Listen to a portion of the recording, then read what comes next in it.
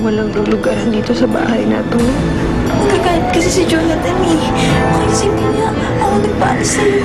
Pagka nabasa ni Jonathan to, madalaman niya ang desisyon ko ang paghihiwalay namin. Falcon, saan mo dadalhin na bata? Iaalay mo siya kay Guatlo? Huwag mong idadami ang apo ko sa gulo ninyo. Masama akong tao, alam niya. Pero sinasanto kong pamilya ko. Jonathan, patawarin mo ako kung hindi na kita nahintay. Baka kasi hindi ko mapanindigan ang desisyon ko kapag kakaharap na kita.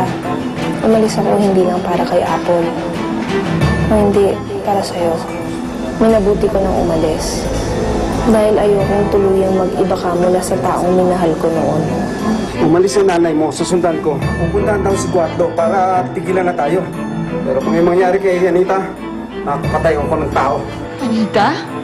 Oo, Rowena. Ako nga. Buhay ka? Kung hindi ka man nagtagumpay na patayin ako, siguro, ito na ang tamang panahon para maningil sa'yo.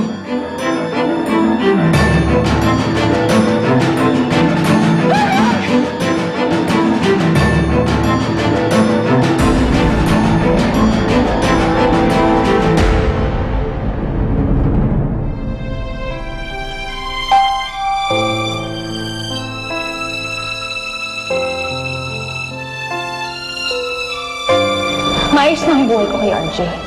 Ikaw na naman magsabi na ako pa rin ang mahal mo. Natitapos na tayo. Hindi mo pwede sabihin sa akin na tapos na tayo. Isipin na lang natin na patay na tayo. Katulad ng nangyari noon. May anak ko sa'yo. Wala kang anak. Hindi mo to anak.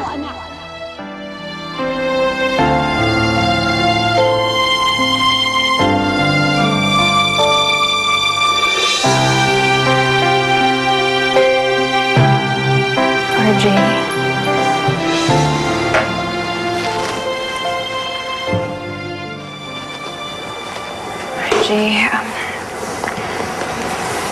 Gusto ko sanang humingi ng tawad sa'yo. Alam ko ilang beses kitang nasaktan. Pero, sana maniwala ka na hindi ko yun sinasadya at hindi ko yun gusto.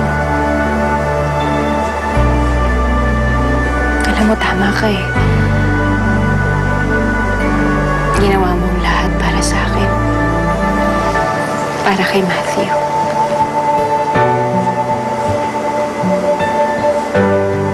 Tapos ako, sinasaktan kita. Pero, parati ka pa rin nandyan para sa akin. Alam mo, RJ, hindi ako karapat-dapat sa ganyang pagmamahal na binibigay mo sa akin.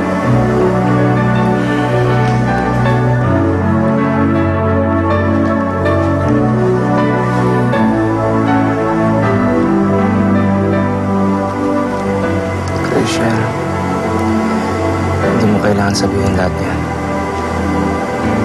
Patawad na kita. Kahit ano paggawin mo, hindi mawawala ang pagmamahal ko sa'yo. Salamat. Nais kong kapiling isang tulad mo. May ngiti masaya, maligaya, may sigla at tuwa, may pag-asa. Ay